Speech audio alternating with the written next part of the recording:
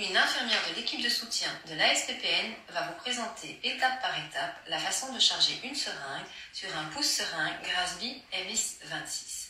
Pour commencer, au niveau du matériel, il vous faut une pompe, une pile 9 volts, une seringue de 20 cc ou une seringue de 10 cc, une tubulure, un butterfly, un coton désinfectant pour la peau du patient, de quoi fixer les lettres, évidemment une aiguille, une puiseuse et du sérum physiologique.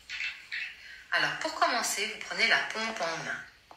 Au-dessus du pouce-seringue, vous voyez un chariot, une encoche pour insérer les lettres de la seringue verticalement.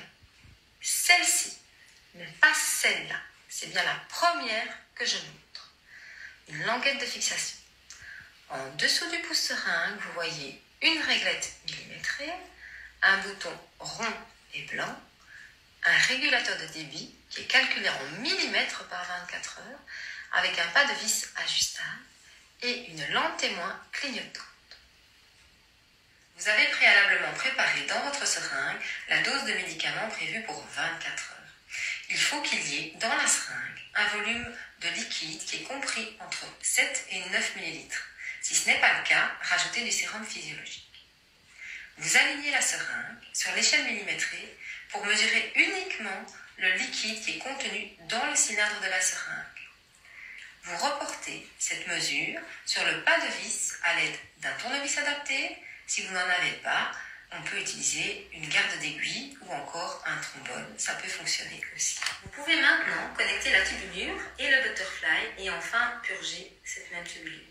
La purge de la tubulure diminue de plus ou moins 2 heures la durée prévue de 24 heures, soit 22 heures. Les jours suivants, on change uniquement la seringue, donc la durée totale d'écoulement sera bien de 24 heures. Il est important de mesurer chaque jour le contenu de la seringue, car il peut varier de quelques millimètres.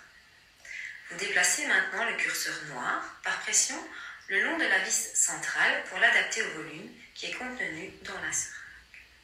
Vous positionnez la seringue sur l'appareil.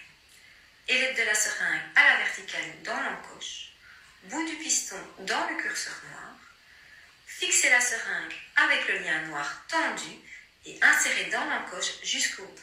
Maintenant, vous pouvez placer le cache de protection. Vous insérez une pile rectangulaire de 9 volts qui est valable pour une durée de 2 à 3 semaines. L'appareil est mis sous tension, il bipera pour assurer son fonctionnement.